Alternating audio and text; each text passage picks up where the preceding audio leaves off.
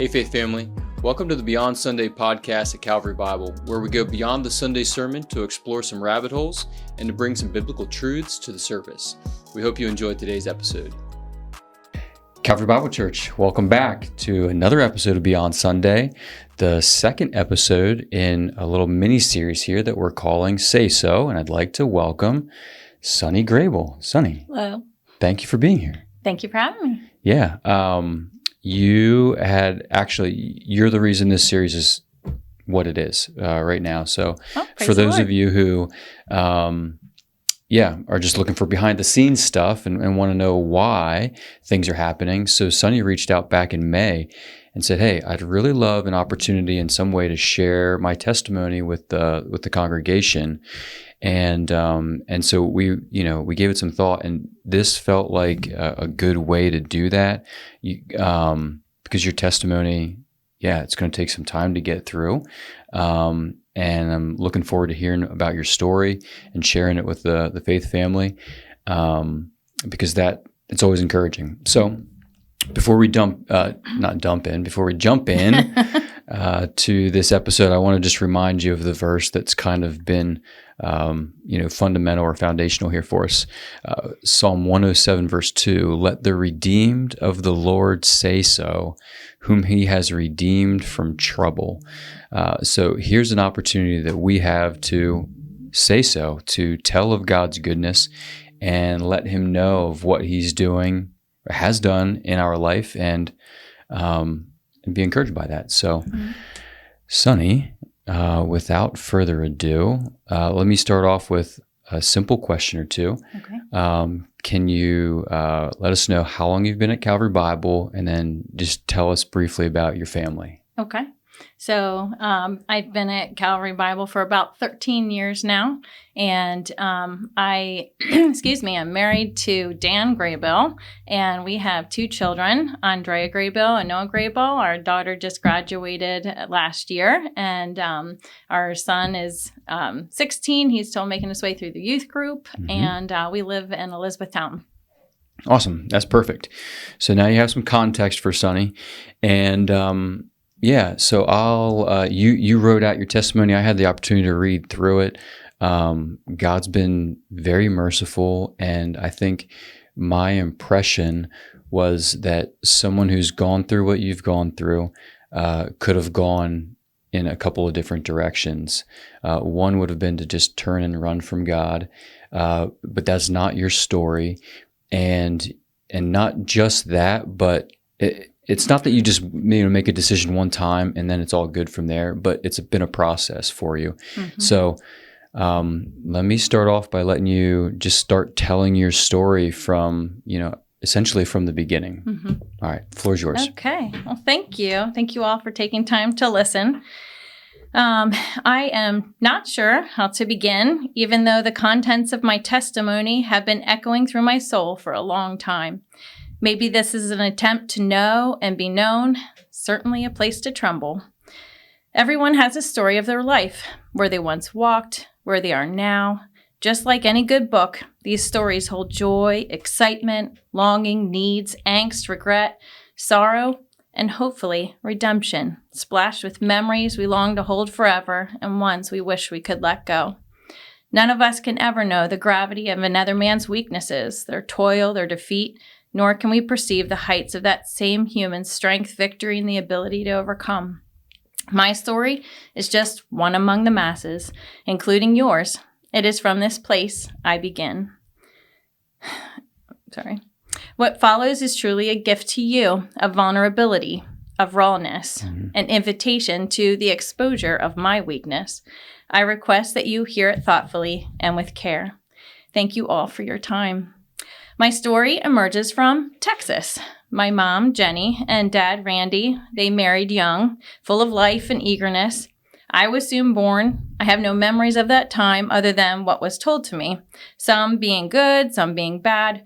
Apparently, my dad had a habit of helping people in need, and one time that went too far. Soon after I was born, my parents had a friend couple whose relationship was not going very well. My dad told his guy friend Marty to stay with us until he could secure a job and use that time to work on his struggling marriage. This just happened to be the time my mom was home with me and was struggling with severe postpartum depression, which at that time in history was not treated.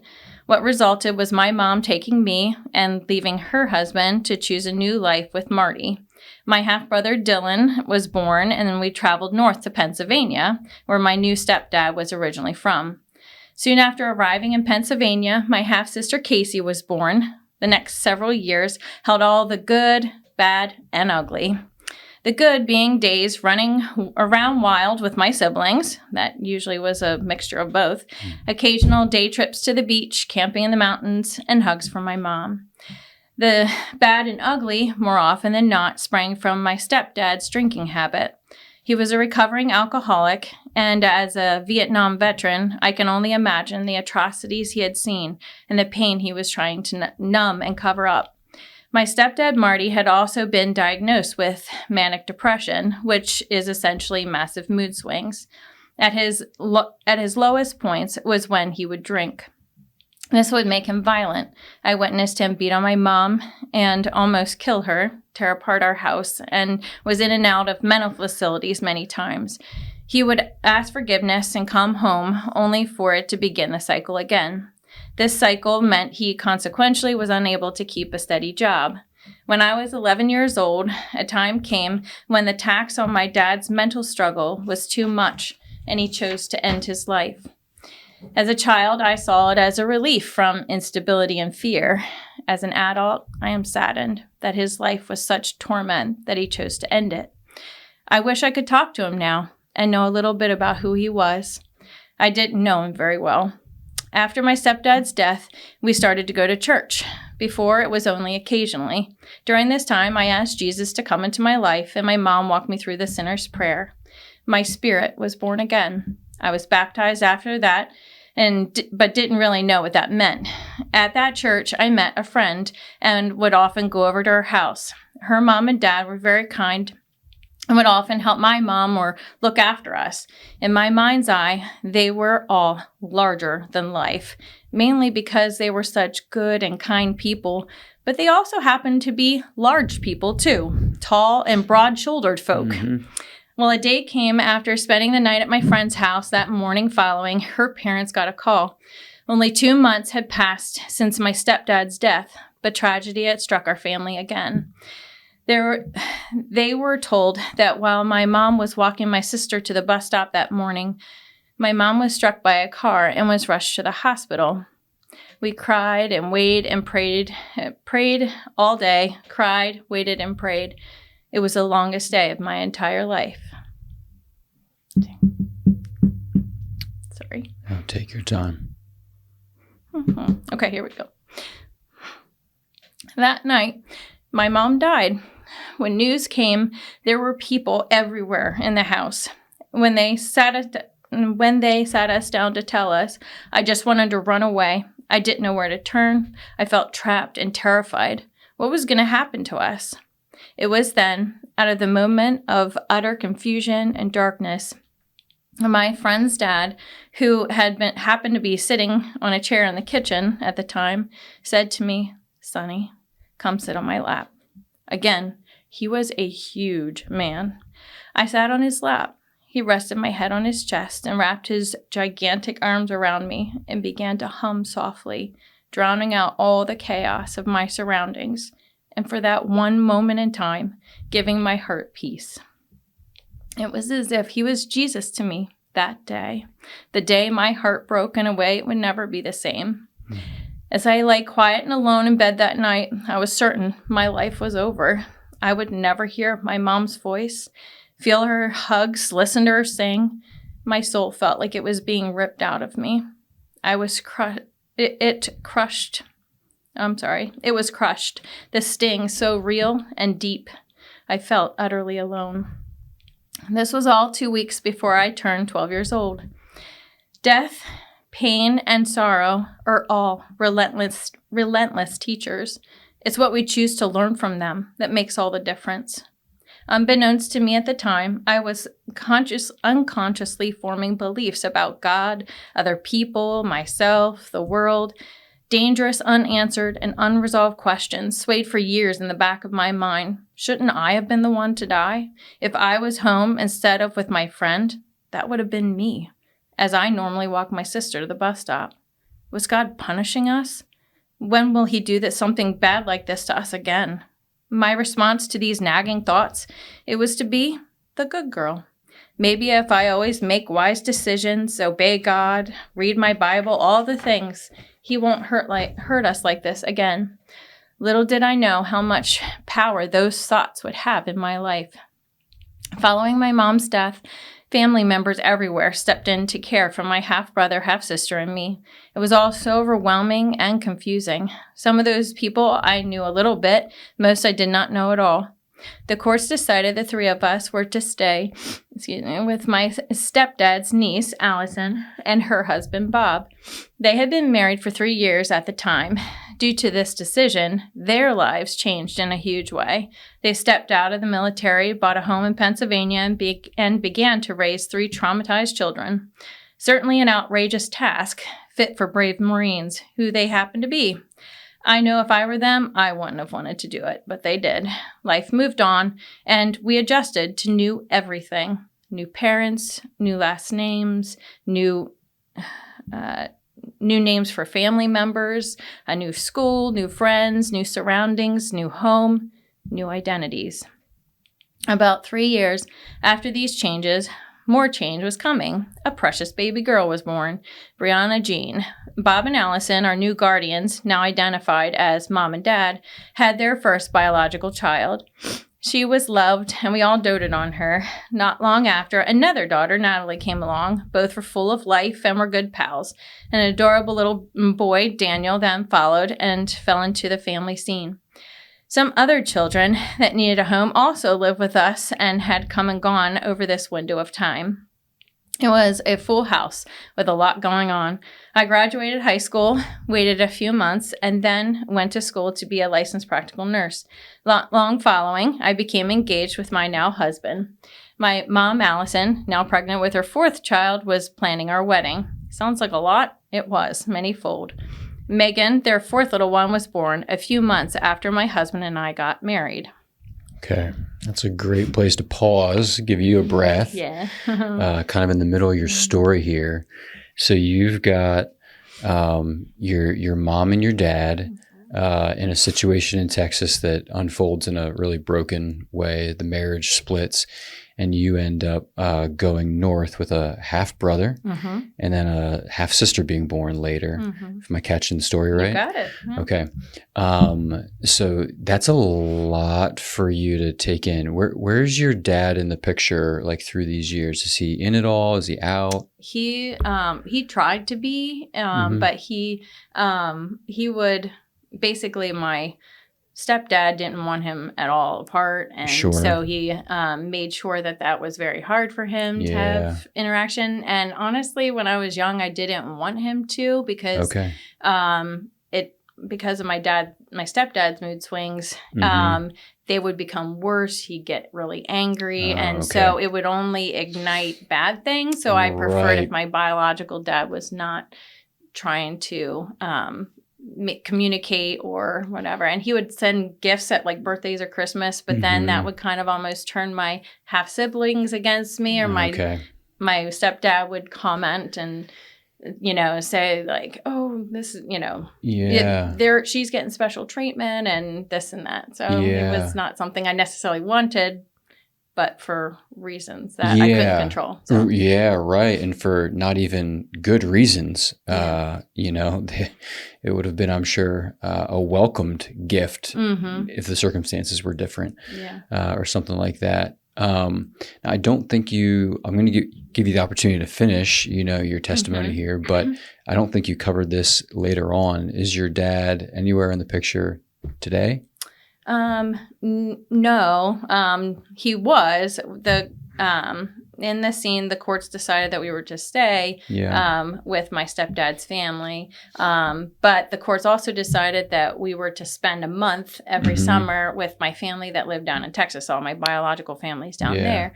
And so we would go every summer, spend a month, and then come back. And during that summer, I would spend time with my biological dad. And he had...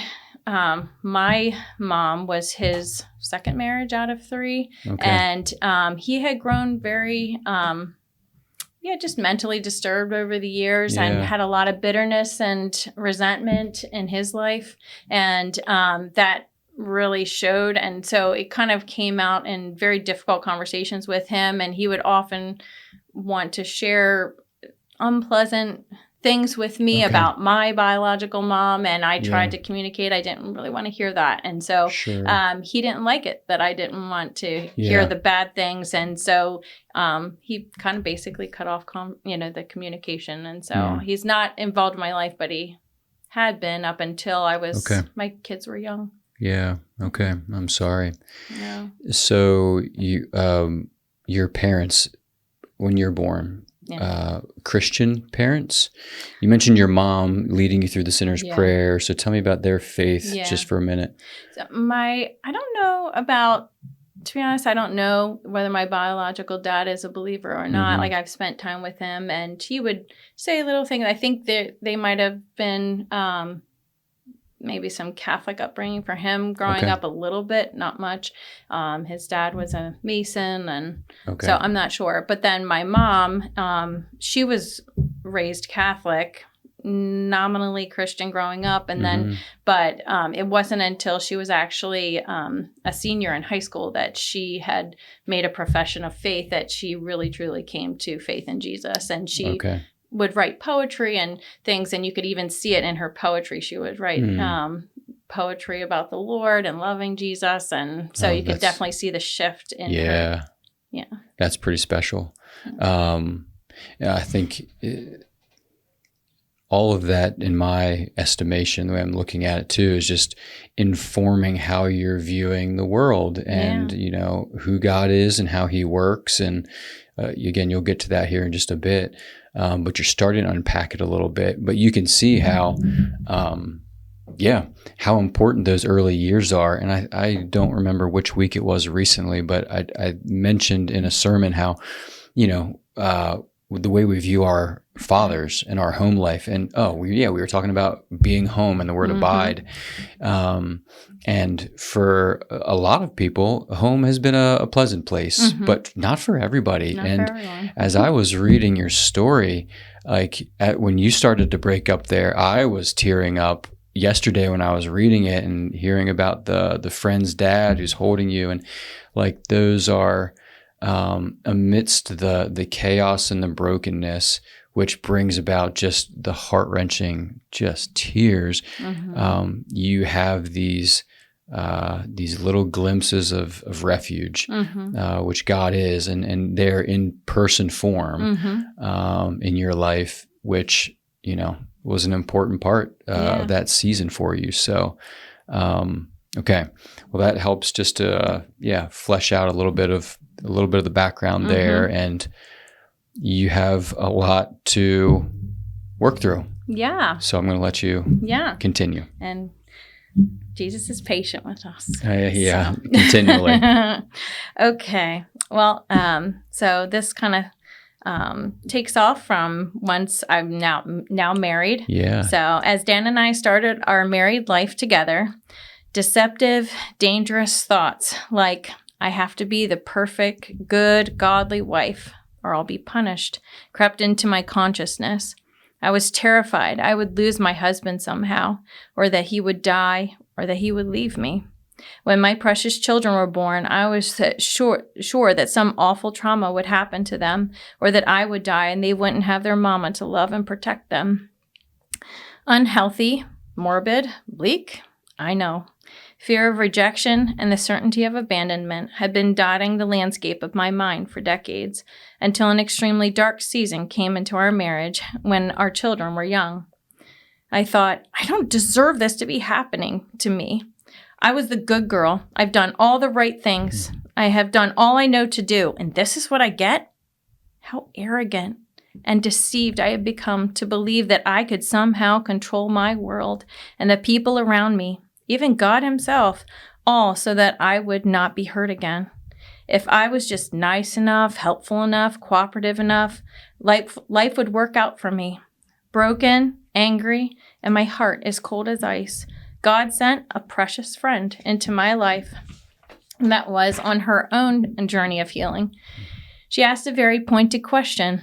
Sunny, in your mind, could you possibly be holding God in the noose, telling him, if you take away one more good thing from me, I will cut you off. You will be dead to me. You owe me.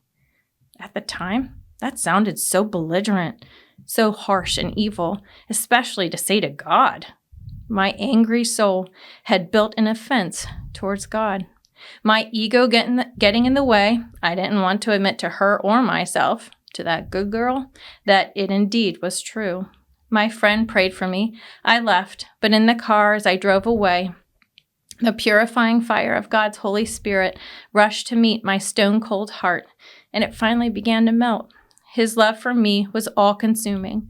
I bawled my eyes out. She was so right. I begged God to forgive me for so wickedly holding him in that vice so dreadful. It was only after that time did another revelation dawn on me. God did not cause my mama's death.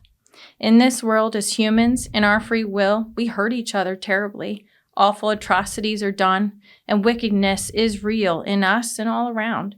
But sometimes bad things just happen too. In a world that is full of pain, loss, hurt, and fear, there's also love bound to truth, second chances, forgiveness, confession, peace, goodness, joy, and life. It was God's kindness and patience with me, not his harshness, that led to my repentance and gave my soul life once again. Now I have eyes to see him where once I couldn't. I could now see God was not the cause of my pain, but the one holding me in it, grieving with me. He was the big, burly daddy figure holding that trembling, terrified child all those decades ago. He was holding me still, even when I would accuse him, misunderstand him, even dismiss him, and fuss and whine in my selfishness and immaturity. In all of it, he didn't let me go. He loved me, even though I did not deserve it, and certainly could never do anything to earn it. Just like my children have my love, and all they have to do is exist and be mine. I am his. Jesus laid down his life for me and lives to be my Redeemer, Savior, perfect King, and very good Father. I needed my biological mom desperately back then in those turbulent teen years, and even now, as a grown woman with children of my own, I still need her. My mom's death is a wound that never fully closes, but I believe it is to keep me human, real, and trusting Jesus. I don't want Jesus to take it away, numb it, or make me forget, but instead to beautifully redeem it somehow, to take those ashes and make new life and a new song to spring out, because he is kind and he's filled with mercy. Although so often my deceptive heart wants to make me believe for the opposite, I am convinced he makes everything, even the ugly things, including my heart, beautiful in his time. Taken from Ecclesiastes 3:11. Well, what happened in our family and extended family surrounding those years and the ones that followed, were good, bad, beautiful, and disturbing. This is life as humans do it. It's a mixed bag, just like we are. One of those in that mix was my mom, Allison, and dad, Bob's separation and then divorce. In the more recent years that led up to that, I was not a part of and only know what was conveyed to me in words from many sides. From what was told to me, it was next to hell for all of them. A death to family memories, togetherness, bonding, closeness. It was all shattered. This left instability, uncertainty, and confusion, and hurt. Even though I was not living in their home at the time, my own belief system had been rocked and needed to stabilize. And for all of them, it had been magnified many times over, and I grieve with them. In general, I lack the courage and honesty to approach, receive, and willingly accept deep conflict. Over the decades, I had often chose to neglect dealing with the after effects of these events when presented and would be defensive and shut down, mostly to protect myself from pain and discomfort. Reality is scary, and it hurts. I also feared that if I honestly brought these issues forward, that I would be perceived as petty, meddling, unreasonable, manipulative, controlling, or taking sides. Conflicts, arguments, and disagreements all require a lot of a human. To hear hard things, confess failure, potentially to have trust broken or to break it, to forgive and be kind when you don't want to, compromise and move on when things are left unresolved. Yep, sounds pretty awful to me. Due to a multitude of matters not being addressed properly over the years with my extended family, they laid dormant. They stayed alive and turned to the poison of contempt and resentment in some way or another. I do not believe hindsight is 20/20, but it is clearer. In being in this journey of life, we react and respond to what is coming at us at any given time with no practice. Delusional, sometimes I think I'm ready for it. Yet, I am resolved that it is only my arrogance. I'm blinded, thinking I know, and really I don't know. Regardless of the practice or polished responses, the heart speaks. During that time, my heart spoke, and it often wasn't in a good place. My soul was tired and distracted by so many things. My faith was not strong. It was fragile. Striving to please both God and man, my fear of rejection and abandonment, and for many more reasons I will not disclose here, my heart had grown critical of others, jaded, cynical, and cold. My heart was angry. Often without conscious choice, in my self-righteousness, I took up the gavel, being judge for God and trying to keep score because I didn't think he was doing a good enough job. I began to wear glasses that made me to assume for the worst. Began to wear glasses that made me assume for the worst instead of the best in people. I neglected reading God's words of life or praying because I was not seeing evidence of him working around me. My heart began to prefer burning bridges with people and not building relationships. Building relationships is far more difficult. Mm-hmm. I turned inward and my feelings became king. But God has called me as his follower to crucify the flesh, not give it a crown. Although I was often able to hide it pretty well, even from myself, bitterness, avoidance, and holding grudges in a twisted and delusional way made me feel powerful and protected. But it was a poison that strangled my conscience, numbed my joy, and corrupted my peace. It was a prison, and it was killing my soul. Just as a good and kind father corrects his children, my heavenly Father stepped in to correct me. Once again, he chose the compassion of a truly loving friend that bravely risked rejection from me to tell me not what I wanted to hear, but what I needed to hear. One of the causes of my anger was I was harboring unforgiveness and offense in my heart toward my dad, Bob, and my mom, Allison, for what had happened in their home surrounding the divorce that resulted in my absence of affection and empathy for them. That old wicked demon of offense raising its head once again. Proverbs 18:19 says, "A brother offended is harder to be won than a strong city, and their contentions are like the bars of a castle." I can attest to this. I can attest this to be true. Ephesians 4:26 and 27 says, "In your anger, do not sin. Do not let the sun go down while you are still angry, and do not give the devil a foothold." I had given the devil more than a foothold. I had opened the door wide for him to walk on in. Prompted by my dear friend, I asked God to forgive me for my bitterness and resentment toward them both, and prayed for them to experience God's love in a way they never had before, and continued this for many days following. A year ago, I would not have been able to do that. In my delusional reality, it was far easier and better for me to be apathetic, disengaged, and write it all off, thinking time would make it all disappear. It may have been easier, but certainly not better. It is way more difficult to be vulnerable and honest, admit failure, forgive, and ask forgiveness. but with it comes peace that is truly good and right. I believe it is a supernatural thing because it went against what my flesh wanted. It was in this place I found true peace in forgiving, not just my parents, but all the others I needed to forgive, finally surrendering and releasing. James 5:16 says, "Therefore, confess your sins to one another and pray for one another that you may be healed." This is spiritual warfare. I was now released from my prison of unforgiveness, and Jesus began to give me a compassion for others I was so lacking, for hurting people that needed him just like I did. Praise be to Jesus, my Redeemer. He left the 99 and came out to rescue this one, me, the older brother. As a side note, ironically, I happen to be the oldest one in my family. I find it interesting that in the scriptures, you never find out what happens to the older brother. Does he finally join the celebration of his brother's return? Does he choose to live for years in anger and bitterness and resentment, poisoning his own soul? Does he then walk away from his father? Was this a picture of the heart of the Pharisees? I don't think we blatantly are told. I believe it's on purpose.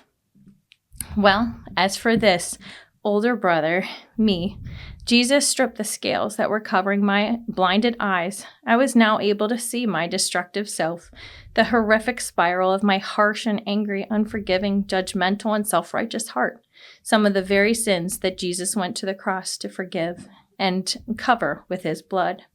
Romans 2:4 says that his kindness is what leads us to repentance. And it's his kindness that led me to confession and is giving me the courage now to speak with such vulnerability. We sing songs about God like Waymaker, Miracle Worker. I certainly don't want to be the one getting in the way of God working miracles in anyone's life. I long for my heart posture to be for him to refine, sanctify, and redeem these wicked parts of my heart and gigantic character flaws for his glory. I gladly submit myself to my God, who is not safe, but I also know now he is so good, and he loves us fickle, sin-prone, foolish humans with so great a love that we will never be able to fathom it. His love for us is scandalous. It drove him to an old rugged cross to prove it to us. It was there his love and justice met, giving us mercy and life, ever and always with him. My heart bows in awe. I grant my allegiance to my matchless Creator, truly loving Father, relentless Redeemer, and merciful King. I thank you all for taking the time to listen to my story of God's goodness, and I would love to hear yours. That's great. Sunny, thank you. Thank you for sharing. I can't imagine it's easy to rehearse, everything that you've gone through. Even to sit down and write it all out is an emotional process. Mm-hmm. So I think I missed it the first time I read through, but you had mentioned the divorce of your mom and dad, mm-hmm. and the second half here. And you're not referring to your biological mom and dad. You're referring to your stepmom and dad, or whatever you want to call them. It'd be your stepdad's niece. My adopted family. Yeah. And her husband. So they end up experiencing a divorce too, kind of after you're out of the house. Mm-hmm. How did that affect you as an adult, a married adult? You got into it a little bit, but I have to think that in many ways, that was equally confusing and hard to grapple with, as a follower of Jesus, looking to these followers of Jesus, mm-hmm. Going through something difficult in a different way than your own biological parents. Yeah. Can you speak to that just for a moment? Yeah, I would say it really racked me because I felt like when I'll call them my adopted, even though I wasn't adopted by them, my guardian parents came in, and they definitely guided us in following the Lord. Mm-hmm. And so to me, it was like, well, this is a couple that follows God, and this is what you do. You stay together, you stay faithful. And And in my past, I was kind of relearning, like, what is life like? What I guess I should say, what is life like? And couples, they stay together and this happens. And so I was expecting that to continue. They would stay together. And so when they didn't, it almost ripped open that door, that wound all over again. And it started to make me even second guess. Well, then that means Dan could leave me, my husband, Dan could leave me. This could happen. And it was the last thing I thought would ever happen, and it did. So then it kind of made it so that it opened up for other things could happen as well. Sure. And it unearthed those fears again. Yeah, I bet. Because it's, parents, biological or adopted or guardian, however you want to phrase it, they're so fundamental in our lives. Right. And so when that foundation is rocked, it's unsettling.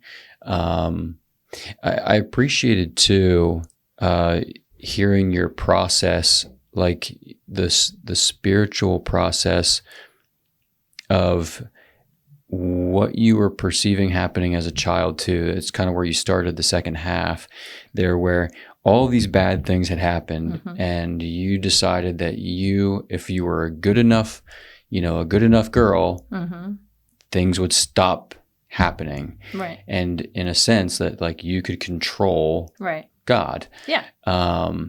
And so many of us fall into that mindset, whether it's like really obvious or not, where we just feel like, if we do the right thing, everything's going to work out. And I mean, if we follow biblical wisdom in our lives, generally speaking, it is going to lead to a better outcome. But it doesn't mean that tragedy doesn't strike. It doesn't mean that just terrible things don't happen. Right. And I mean, it came out here in your testimony that you came to this understanding that I live in a broken world and messy things happen around me. And sometimes it hits really close. And, rather than get frustrated and turn against God, which many people do. I mean, I can't tell you how many times I've heard the question, why do bad things happen to good people?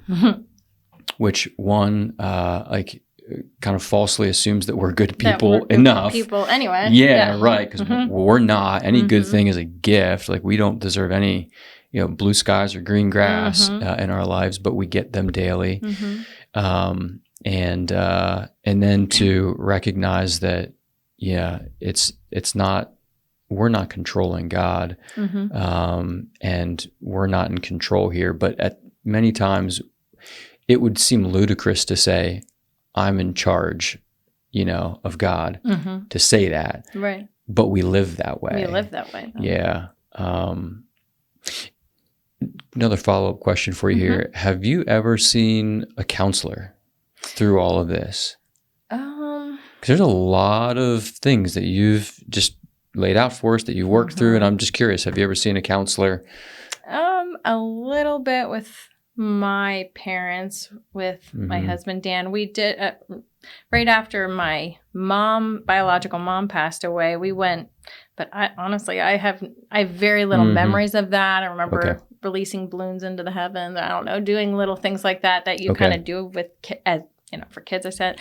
But I would definitely say I have always had extreme love for psychology and understanding how the mind works, but also meshing it with the Bible. And I have enjoyed that study. So I feel like I've almost done my own study, but no, I have not sat in counseling. Yeah. I am a strong proponent of counseling, biblical counseling in particular.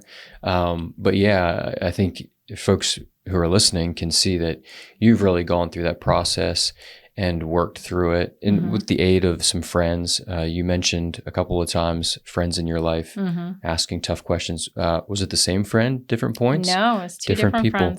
Friends. Which is just a testimony too. Sometimes God crosses our paths with people at particular seasons. When we need them, or they might need us.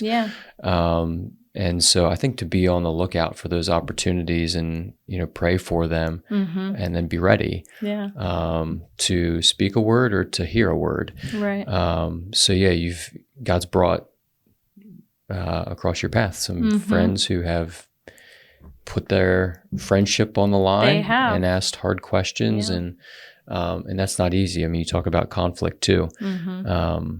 So I appreciate you, just working through that. How has maybe one more follow up for you? Okay. How has your faith journey here at Calvary Bible Church? So you said 13 years. I mean, that takes you back. How long have you been married? 22 years. Okay, so over half your marriage now has been here. Noah, you said, was 3 and he's 16 now. Just if you would for a minute, just talk about your faith journey at Calvary Bible Church. And you don't need to be specific about maybe a particular person or anything like that, but just, how has your faith grown? Has there been anything in particular that you'd say, this was important for me here at Calvary? Yeah. Well, I'll never forget what even got us here, actually. We had been going to another church, and we just, our babies I think both of them were born at the time. And we were looking at the church's youth group that they had, and we were just concerned, and we knew that before too long, our babies are going to be in the youth group. They're going to be in a place that they're going to be heavily influenced in that environment, and weren't set that was a good place for us. And so we were looking for a church, and there was our babysitter for our kids at the time happened to be coming here. And we very much appreciated her. She was just a really special young lady. And so we trusted her in a lot of ways. And we thought, and so she had started to come here on her own. She was, had been graduated from high school, and she had moved actually from the church that we were going to and started coming here. And she attested to the youth group here and just how much it meant to her. And so we were like, well, let's try this church out. And I remember you happened to be a youth leader at the time. And I remember, and something that's really important to me is being able to come into the environment. And you just invite us in. Hey, come into youth group. You can even see how it flows. You can, meet some of the kids. You can see the leaders. And it was very welcoming. And that was a huge catalyst to us coming here, getting involved here. And I would definitely say I appreciate in our church how we make it an emphasis to connect in a faith family situation, faith family way, to be able to have opportunities to build relationships. And I feel like, just like I shared in my testimony, how important friendships are, and to creating those friendships in good places, like a wonderful place like Calvary Bible. And that one friend happened to be from here. Gotcha. So. Yeah. So, and we talk about faith family a lot. And so when 13 years ago, I don't know the size of our church. I mean, we're not like a mega church by any stretch, but I'm just thinking it was probably, in the low 300s or less at that time. And it was, I only say that, I'll get to my point, you'll see in a second, but at the time it was relatively easy to be here, to be known, and to know other people. And generally speaking, though your close friendships may have been a smaller circle, you probably recognized just about everybody. Right. That's not always the case anymore. I don't feel it is anymore. And I just want to say, that's something that is a challenge for everybody. It's a challenge for us. We talk about it as a staff. How can we continue to provide spaces where people can be known well? And even though the goal may not be to know everybody for the sake of knowing everybody, we all still need to be in these really formative relationships for ourselves, for our kids. And so we really we're working hard to do that as best we can. So I'm thinking, you guys have been plugged into a care and share, for years. For years. And so that's an incredible place to have some strong relationships, support and prayer. The ABF hour, it's a slightly larger group, but still, your involvement there with people who are kind of in a similar stage of life as you. That just underlines one of the things that's important to us and is, I think, more difficult. And I said it's difficult and a problem on a staff side of things as we try and keep things small. Right. But it's also a problem on your side and everyone else's side of things, because it's much easier to just kind of come on Sunday, be here, talk to the people that kind of sit next to you, and then leave. Right. And this has to be a place, this church, where the relationships aren't just social networking, but they are, formative, sharpening, challenging in our faith walk. And so don't forsake those relationships. They're really important. Anything else to add?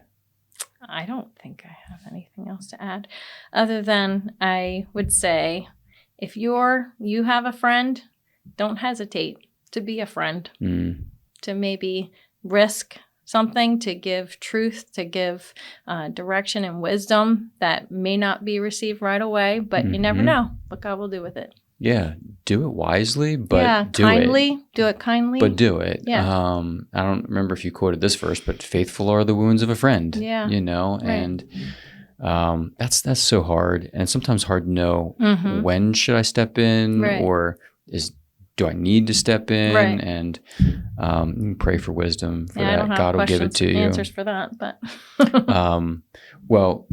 Sunny, I'll close with saying this. You opened up by saying, I'm going to expose you to my weakness. I appreciated that, because that's really all of our stories. We can pretend like we've got it all together. We can put on a front and wear the right clothes on a Sunday and say the right things to just keep everyone at bay, almost as a form of defense. Right. But we're all weak. And we all have problems and things that are going on in our lives that are difficult and hard. Some are scars from the past, even ones, like you said, that don't completely heal, or we're walking in things now that are just, cutting into us. Anyway, all that just to say, I appreciated you in that posture to, expose the weakness. But we exalt Christ, because when we boast in Christ, He is the strength. He's the one that gets the glory. It's not us. And that's, it's what we're all about. We want to make His name and reputation known. And He does it through His clay jars. And so He does. Thanks for being that for us today. Thanks for allowing me to be. Calvary Bible, I hope this was encouraging to you. Again, these stories are the opportunity for our folks, our redeemed, to say so. And so you're walking your journey too. And I just want to encourage you to continue to keep your eyes fixed on Jesus, the author and perfecter of your faith. All right. Love you guys, and we'll see you on Sunday. Thanks again for joining us on today's episode. And remember, our Sunday sermons are meant to lead us to a life of worship beyond Sunday.